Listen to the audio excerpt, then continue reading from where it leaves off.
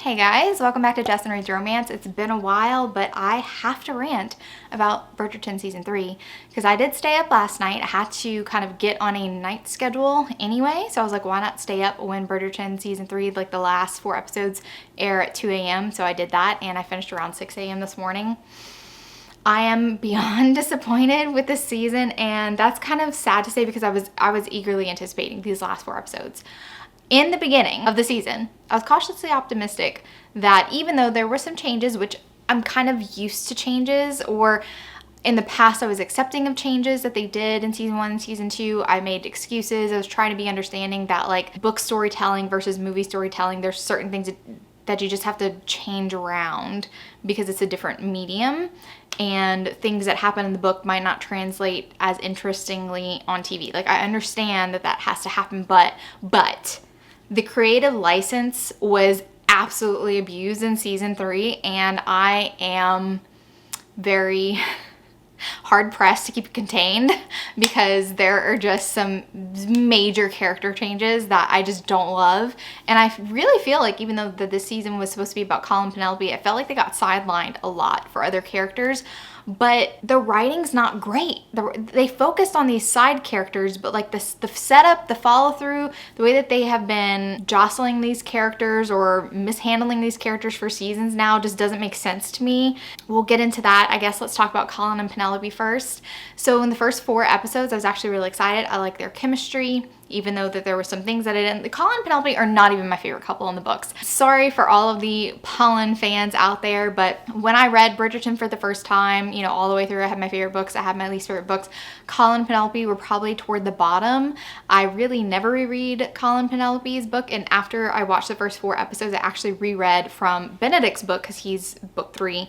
I reread all of them, so I have everything fresh in my mind. It had been probably about a year or 2 since I had read the series as a whole. So anyway, I did a refresher course before I jumped into the last 4 episodes, and they still weren't my favorite, but there were some good things about the book that, you know, they actually did include in the season, but I don't know, it just didn't feel super Colin focused. Especially the last 4 episodes had them mostly at odds, and I don't know, it wasn't great. It was not great storytelling to me. And before I get too deep into this, I do want to say that I want to do a longer video. This is just like immediate gut reaction after watching, you know, the season finale a few hours ago. Like, I just want to get my thoughts out there because I need to purge it. I need to feel like that catharsis because I just really didn't enjoy it. I don't like where the showrunners are taking the series. I don't like what they're doing. Again, creative license is being completely abused in my opinion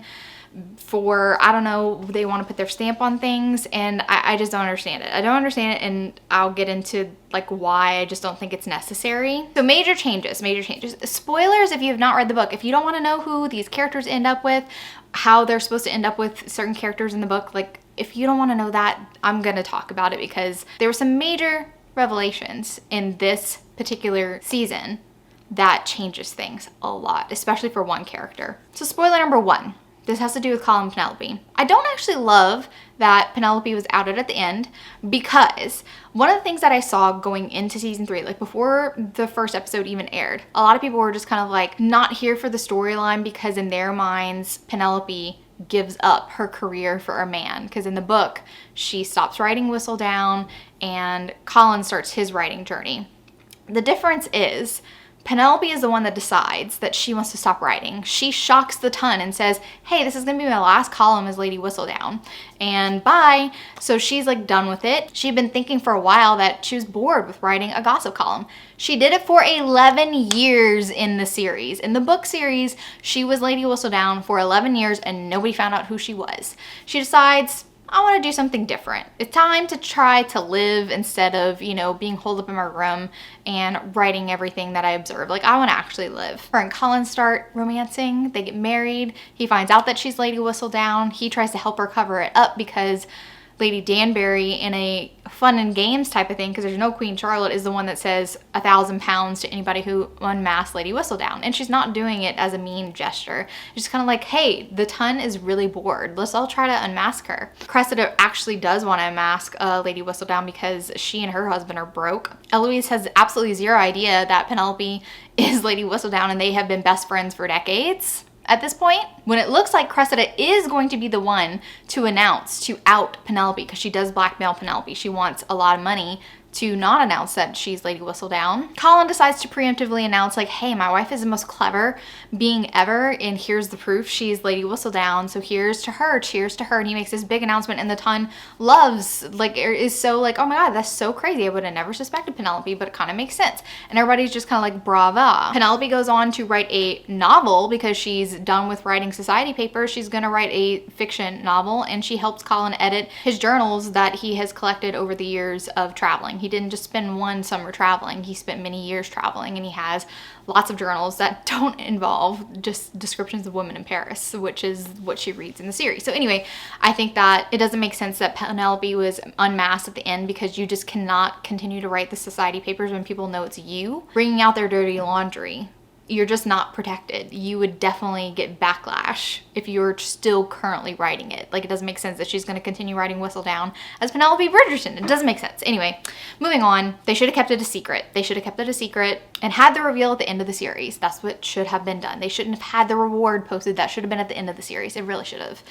Anyway, 2. Eloise. I feel like her character is being mishandled a lot because I don't like Eloise. In the show, I feel like she's incredibly selfish.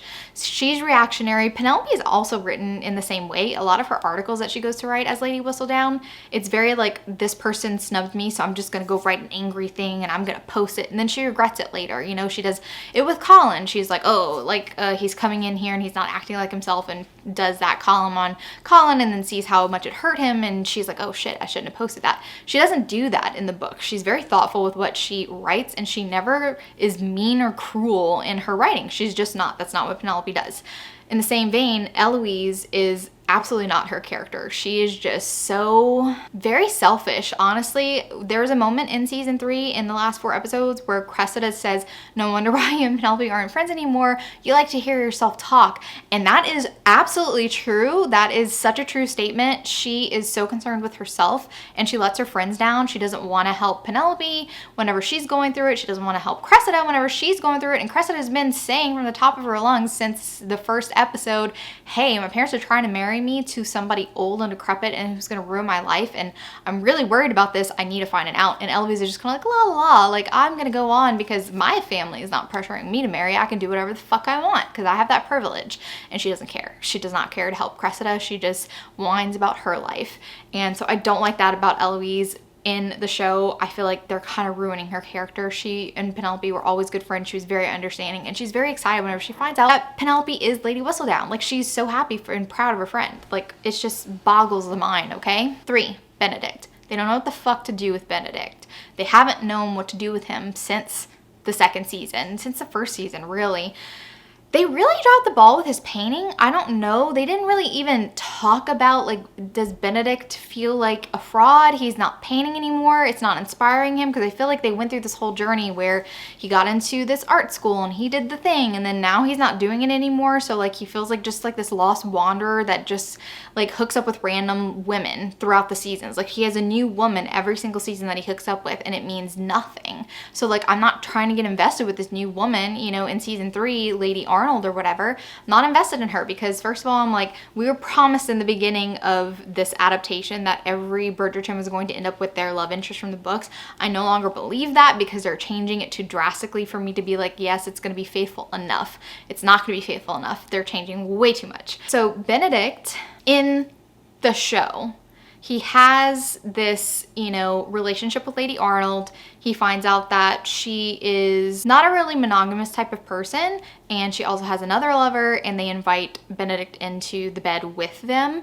And at first Benedict rejects it, and I thought that this was going to be a moment where Benedict's just kind of like, you know, I've had my fun, but like I really want to find somebody who wants me for me, like wants to really understand me, like not just physically, like this has been fun and I've done all of this, but like I really just want somebody who wants to know me as a person, and I'm not interested in this, but thank you, I had a really good time and it was fun meeting you all. Like, and just be like, okay, like I want to focus on my painting. I feel like I'm a little bit lost, and I want to hold out for somebody who is really gonna see me, because that's his conflict in the book, is that nobody sees him. He's number 2 or number 3. All the Bridgertons look the same in the books. They all have the same hair, and they're all like, which one are you? Are you Benedict or are you Colin, number 2 and number 3?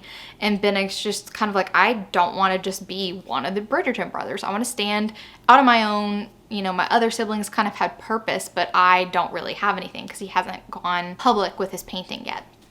And then he finds his love interest who sees him for who he is, and that's their connection, okay? The fact that he tells Lady Arnold, hey, I'm not looking for a relationship, I just want to kind of be wild and free, it's just kind of like, well, how is he going to transition into his season where he literally is obsessing over this woman that he meets at a masquerade ball? And they did hint at that at the end of season 3 when Eloise says that she's going to be back next season for her mother's masquerade ball. So I'm assuming that's supposed to be happening in the next season, at the beginning of the season. I don't even fucking know if it's going to be Eloise's season first and it's going to end with the masquerade ball and then finally Benedict's going to get a season. I have no idea, but I just feel like Benedict's so directionless, they should really start combining the siblings. Just kind of like Colin and Franny both get married during this season. I feel like they should have done Benedict and Eloise at the same time and just gotten them done with. They take too long to make these seasons anyway. Like 2 years for 8 measly episodes to come out, and they're not really, I mean, like they have the same sets. It's not extremely crazy or anything. And I'm just like, there's big fantasy series, TV series that are made during the same time with a lot more effort being put into it. So I just don't understand what Netflix is doing, honestly. So now I'm like not even sure who Benedict's love interest is gonna be, because he just had like this bisexual awakening and he was just in like a little polyamorous relationship. He just had like a little threesome for the first time. But I really thought in like season 2, they kind of hinted that Benedict could be a little bit bi-curious. He could be bisexual and not know about it or whatever. They hinted at that at a previous season, but Netflix like got chicken and they didn't do anything about it. They just kind of like let it linger and nothing ever happened. So they should have already been exploring that if that's the direction that they wanted to go. They should have done it from season 2 on. Like, I don't know why we're jumping on this at the end of season 3. Like, he's just been fucking around this whole season doing nothing. Anyway, okay, so Benedict and Sophie, don't know if they're gonna happen. I'm very upset about it because I really love Benedict and Sophie. So them not being a possibility is upsetting to me. Next one, Francesca. So Francesca, interesting, kind of like a little double-edged sword, because I liked certain things that they did with Francesca in this series, but I also hated certain things that they did with Francesca. Franny kind of had this moment in the beginning where she's being introduced to society and it feels like she has a little bit of social anxiety. She doesn't like big crowds. She kind of freezes up whenever there's a large crowd, and that's something that she shares with John, Lord Kilmartin, who she ends up marrying at the end of the season. I like that Franny was more like kind of this social introvert whenever it came to the context of society versus her family. Like, she was a lot more open and extroverted whenever she was with her family, but whenever she got into society, it was kind of more clamming up type of thing. I relate to that a lot. So I was like, oh, cool. But it kind of like ended up by being this running joke in the show that Franny and her fiance slash future husband were weirdos because they like to sit in silence, and everybody's kind of like, man, that's not gonna be a happy marriage. The fact that Violet was opposed to the match because she's just kind of like, I see that she's happy, but like, don't you want somebody that's like gonna bring you out your shell? Like, no, Franny has said she wants John. Like, that's who she wants in her life. That's who makes her happy. That's who she feels comfortable with. That's who she comes alive with. And Violet being opposed to that is just so mind-blowing to me because everyone loved John. And in the books, Franny was absolutely 100% head over heels in love with her first husband, John. And in Francesca's book, when he was wicked, it starts off with them being happily married for 2 years, and then he suddenly dies. He is sick. She just found out she's pregnant. She ends up by losing her baby. And her book is about her struggle with infertility and also the struggle with the fact that she is falling in love with John's first cousin, Michael, who has now inherited the title. He's become the new Lord Kilmartin. Michael has been in love with Francesca ever since he first saw her, and he has been silently dying inside watching his cousin be happy with the woman that he loves. So it's their journey in falling in love. At the end of Bridgerton season 3, Franny, John, Eloise is now going to Scotland with them, and John just kind of like drops it like, oh yeah, my cousin's gonna be on the journey with us as well. Here's Michaela. She's a girl. And I'm just like, that changes Francesca's story so much. How are you going to do an infertility journey with Francesca? How are you going to do Michael's internal turmoil at literally coveting his cousin, who he thought of as a brother? He loved John. This was like, they literally grew up like brothers.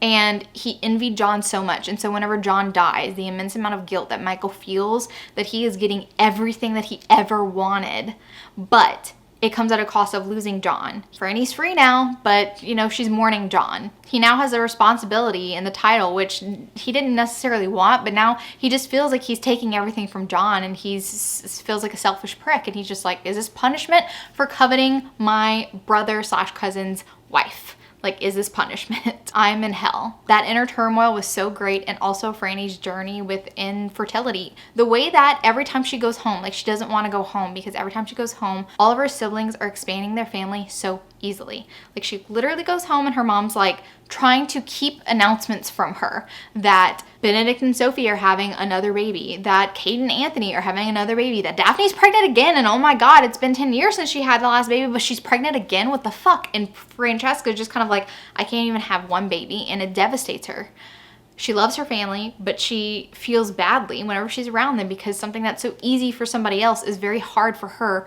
And now the showrunners, how are you gonna do that now? I understand that they want to, you know, create diversity in the show, and that's been, you know, one of their goals in the beginning. Do that with side characters and stop messing with the main character story. Like, we were promised that the main character stories, who they're gonna end up with and who they are as people, wasn't gonna change. You're literally just changing Francesca's story completely, unless you keep John alive and then she has an affair with Michaela. I don't fucking know.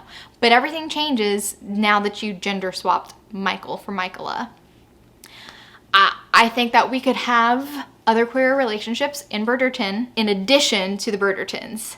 Just like Queen Charlotte is not a character at all in the Bridgertons, but they made a whole spin-off series about her and it was great. And I didn't care what creative license they took on that show because you're not messing with an established story that was written. You can do whatever you want with this character because she's not a character in the books. She's somebody new that you brought on.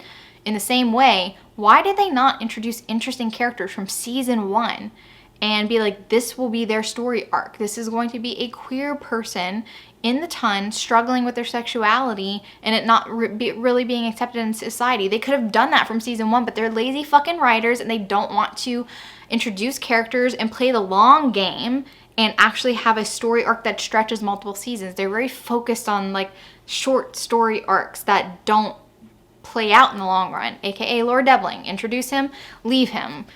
Gets a character growth for Cressida, backtrack on all of that. Introduce the painting guy for Benedict and nothing ever happens with him and he completely disappears and Benedict doesn't paint anymore. Like, they just don't follow through. Bridgerton series showrunners don't know how to follow through and the writing is so mid. It is so mid. So yeah, I don't think I will be continuing watching this season.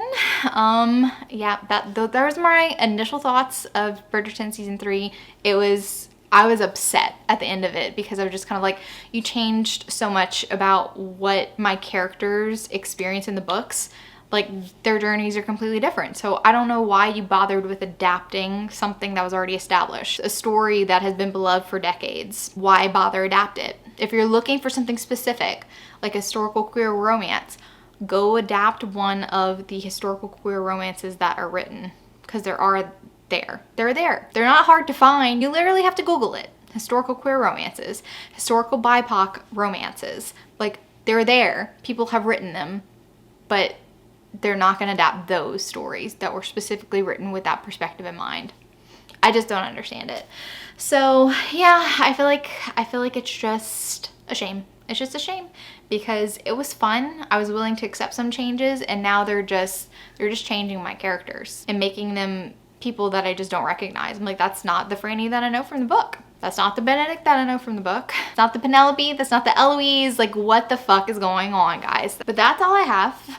That's all I have in me at the moment. But again, I'd like to make a longer form video and kind of go into things that I liked and disliked about the series, and just kind of like why it feels like the writers are playing at fan fiction instead of an adaptation. Those are two separate art forms and they're just really failing at adapting at the moment. So, all right, hope that you enjoyed my little rant. I'll try to get this out ASAP. Let me know in the comments how you felt about season 3, if you completely disagree with me, or if you were also feeling like the story is just going in a completely different direction that you know and love, and it's upsetting because they don't know how to create original characters for the stories that they want to tell. If you like this video, give it a big thumbs up. If you're not already subscribed to my channel, make sure you subscribe to get notified of any future videos that I do, which is very sporadic at the moment. I literally haven't posted in months at this point. But thank you so much for watching, and life's better with a little HEA. Bye, guys.